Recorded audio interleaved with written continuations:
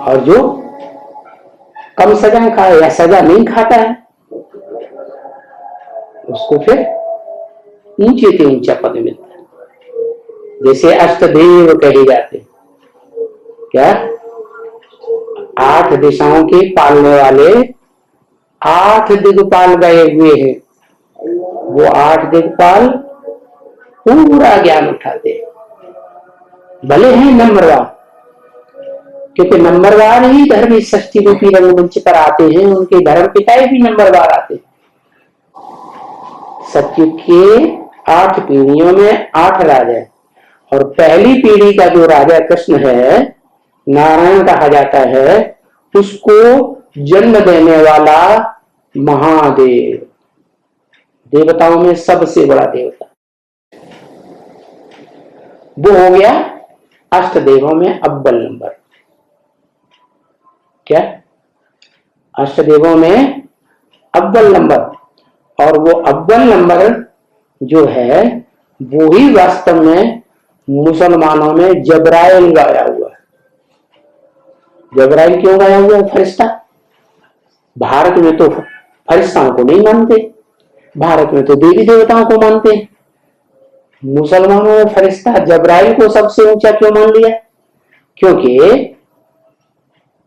वो वास्तव में जिसे जबराइल कहते हैं उन्हें जबरदस्त लगता है। क्यों?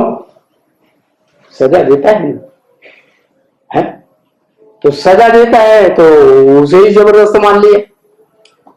वो नहीं जानते हैं कि जो सजा देने वाला है वो वास्तव में सजा खाता भी है। क्या? नहीं तो भगवान का तो नारा है स्वतंत्र रहो, स्वतंत्र रहने दो। क्या हम जैसे कर्म करेंगे हमें देख दूसरे भी वैसे ही कर्म करेंगे। हम सजा नहीं देंगे दूसरों को तो हम भी सजा नहीं खाएंगे। हम जो करेंगे वो हमारे फॉलोअर्स हमको देख करके करेंगे। तो जो सतयुग में 8 नारायण होते हैं 8 पीढ़ियों में, वो भी सजाएं खाते हैं, क्योंकि नंबरवार कलाएं उनकी कम होती जाती है। सतयुग में 8 जन्मों में 2 कलाएं वो कम हो जाती है, इसलिए त्रेता में 14 कला संपूर्ण गाया जाता है। तो कलातीत कब बनते हैं? कलातीत जो बनते हैं वो संगम युग में 8 बच्चे बनते हैं भगवान के, जो अष्टदेव कहे जाते हैं। महादेव से नीची स्टेज वाले नंबरवार, और वो इतना पढ़ाई का पुरुषार्थ करते हैं, गीता ज्ञान धारण करने का, विस्तार में जाने का, व्याख्या समझने का, कि वो अपने अपने धर्म पिताओं के ग्रुप के पूर्वज बन जाते हैं। उन धर्मों में सबसे ऊंचा पाठ बजाने वाले। कैसा पाठ बजाने वाले? फ्लॉलेस। क्या? जैसे देवी देवता सनातन धर्म का सबसे ऊंचा पाठ बजाने वाला फ्लॉलेस कौन? महादेव। ऐसे ही चंद्रवंश का सबसे ऊंचा पाठ बजाने वाला कौन?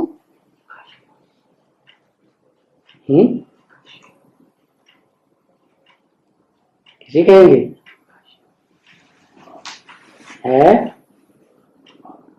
जिसे कहते हैं अनुसुईया, काशी मां, योगिनी। योगी राज होगा, योगी होगा दुनिया का सबसे बड़ा, तो सबसे बड़ी योगिनी भी तो होगी कोई, तो वो रुद्रमाला का दूसरा मंत्र। उससे जन्म होता है किसका? है? अरे नहीं, उससे जन्म होता है संगम युगी नारायणी का। वो जो संगम युगी नारायणी है वो तो त्रिदेव में से एक है ना, वैष्णवी है ना। तो वो तीनों देवियां और तीनों ही देवताएं उसको पवित्रता में श्रेष्ठ मानते हैं। किसको? अनुसुईया। जिस अनुसुईया ने 3 देवताओं को भी अपना बच्चा बना लिया। आए थे गंदे भाव से, क्या गंदे भाव से आए थे, गंदी भाषा बोली, लेकिन फिर भी उन बच्चों को क्या कर दिया? योग बल से छोटा बच्चा बन गया। कितनी पवित्रता की ताकत। तो वो सब धर्मों में सबसे ऊंचा पद पाने वाली बन जाती है संगम युग में। प्रभावित हो जाते हैं सब धर्म वाले। और जो मुख्य चंद्रवंश है, ब्रह्मा वाली आत्मा, विष्णु वाली आत्मा, शंकर वाली त्रिदेव, तीनों ही वो प्रभावित हो जाते हैं, बच्चा बन जाते हैं, रचना बन जाते हैं। प्रभावित माने प्रजा, प्रजा माने बच्चे। तो उसको कहते हैं काशी नगरी। क्या? सबसे प्यारा रुद्रवत्सों में कौन है? काशी नगरी। काशी नगरी नाम क्यों पड़ा? काश्य को धारण करती है। काश्य माने तेज। जो सूर्य का तेज है, ओरिजिनल ज्ञान सूर्य है ना शिव, उसके तेज को धारण करने वाली वो बनती है तब जब वो ज्ञान सूर्य शिव साकार मनुष्य सृष्टि में प्रवेश करता है। कैसा धारण करती है? जगदम्बा की तरह धारण नहीं करती है कि धारण करे एक से फिर दूसरों से कनेक्शन बुद्धि का जुड़ जाए। नहीं, कैसा धारण करती है? ऐसा धारण करती है कि एवर प्योर, उससे जास्ती पवित्र और दुनिया में कोई आत्मा बनती ही नहीं। लेकिन रुद्रमाला का बनता है, जन्म जन्मांतर के पुरुष के संस्कार हैं या स्त्री के संस्कार? पुरुष के संस्कार। इसलिए पुरुष के संस्कार होने के कारण जो इस दुनिया में जन्म होंगे वो पुरुष के ज्यादा होंगे या स्त्री के ज्यादा जन्म होंगे? हैं? तो सत्युग त्रेता में तो बराबर होता है, बैलेंस रहता है, एक जन्म स्त्री का एक जन्म पुरुष का। जैसे ही द्वैतवादी द्वापर युग शुरू होता है तो वहां कोई कोई के 2 जन्म लगातार स्त्री के या 2 जन्म लगातार पुरुष हो जाते हैं। तो जो आत्मा है ज्यादा युग लगाने वाली, काशी को धारण करने वाली काशी नगरी, वो धन संपत्ति जो परमात्मा की है, प्योरिटी जिससे प्राप्त होती है, उस प्योरिटी का ज्यादा हिस्सा प्राप्त कर लेती है और राजा बनती है ज्यादा पुरुष जन्म लेकर। क्या महादेव के बाद किसका नंबर लगता है ज्यादा राजा बनने का इस मनुष्य सृष्टि में? काशी नगरी। लेकिन पुरुष जन्म लेती है द्वैतवादी युग में, द्वापर युग से, तो दुर्योधन दुशासन बनती है या नहीं है? बोलो, दुर्योधन दुशासन तो बनना पड़े द्वैतवादी युग में। तो पुरुष के रूप में जन्म होने के कारण, क्योंकि स्त्रियां ज्यादा पवित्र रहती हैं, स्त्रियों में लज्जा रहती है, स्त्रियां विकार के लिए पहल नहीं करती है और पुरुष ही पहल करते हैं। तो जो गलत काम के लिए पहल करते हैं वो ज्यादा पापी हुए, या जो पहल नहीं करती हैं वो ज्यादा पापी हुए हैं? तो पहल करने वाले पापी ज्यादा होते हैं। इसलिए गीता में आया हुआ है क्या? वित्तेषु यक्ष राक्षसाम।